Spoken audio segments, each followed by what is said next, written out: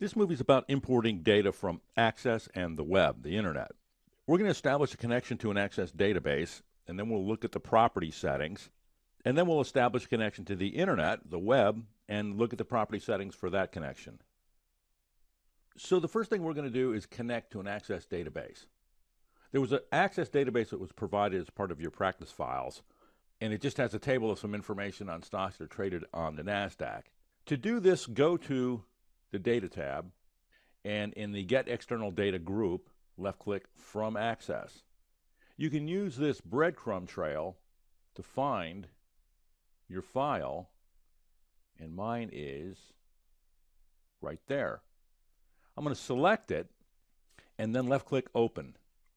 In the Import Data dialog box, we have the option to import this content as a table, or as a pivot table report, or as a pivot chart and a pivot table report. Now, we've talked about tables in a prior movie, but we haven't talked about pivot tables or pivot charts. So I'm going to import this as a table in the existing worksheet where I want to establish the place that it is going to be input at. The upper left-hand corner is going to be cell A1. We also have the option to select a new worksheet to import this data to. I'm going to left-click Properties, and we get some property settings.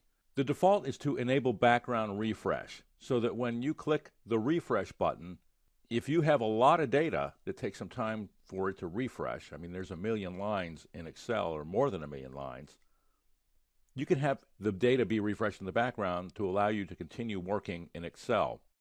You can do that and or have the data refreshed at an interval of time that you establish, the default being 60 minutes, and or refresh the data when the file is open. I'm going to clear those checkboxes and go to the definition. We have the directory string that shows the file that we're connected to and how we get there. We have the connection string, which I suspect is some query language of some type, and then there are a couple other options. And of course, we have the ability to name the connection and then describe the connection, its purpose, what it's used for, or any other information that you want to provide in the description box. So I'm going to left-click OK. We have that all set up. We get back to the Import Data dialog box, and then I'm going to left-click OK, and we get our data imported from Access.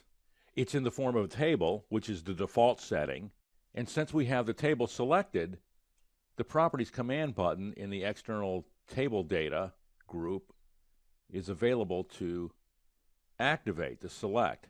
Here we have some other property options. We can include row numbers, which is not included by default. Left-clicking OK, when I refresh the data, we have row numbers that are inserted. The row number begins at 0, and I have an ID number that's on the database itself that begins with 1 being the first record, which may make more sense. So I'm going to go back to Properties and deselect that. Left-click OK and refresh it, and then go back to Properties again. We can have Excel automatically adjust the width of the column to accommodate the data that's coming in. And the other two options, Preserve Column Sort and Filter Layout and Preserve Cell Formatting, has to do with the formatting and the filtering that you've established on the Excel side. Now, we connected to a table that's in the Access database, but we could have connected to a query that's set up in the Access database. A query will filter the data and provide a subset of the data that it's querying. And we can reference that in our connection into Excel and have Access do the filtering work, because it could be a tremendous amount of records, and yield to us just what we want in Excel. So the next thing we're going to do is create a connection to the internet by going to the Data tab, and in the Get External Data group, the command group, left-click From Web. And I get a mini browser with my default web page displayed. And next to some of the content, you're going to see a yellow arrow that points to the right.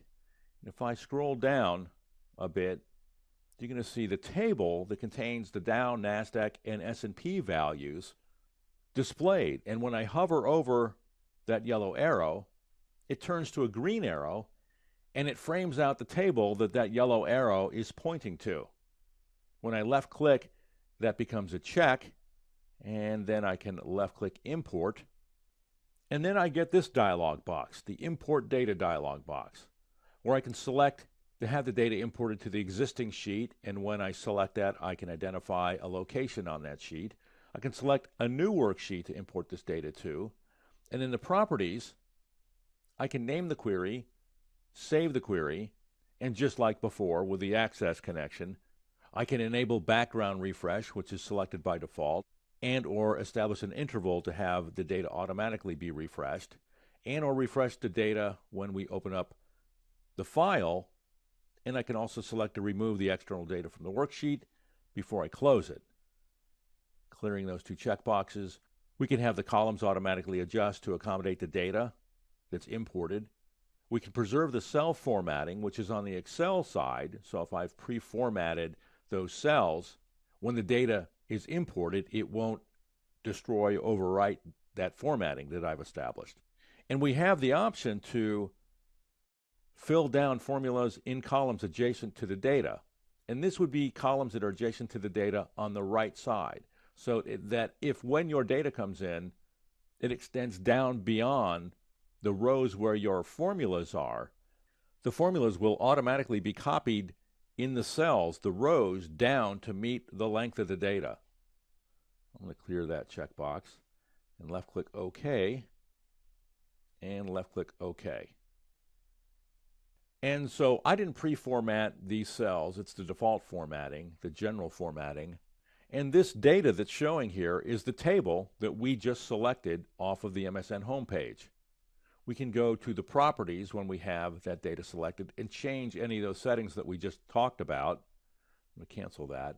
And if these exchanges were open, which currently they're not, these numbers would be changing, and we can refresh by left-clicking that. And of course, in the properties, we can establish an interval for which this data will automatically be refreshed.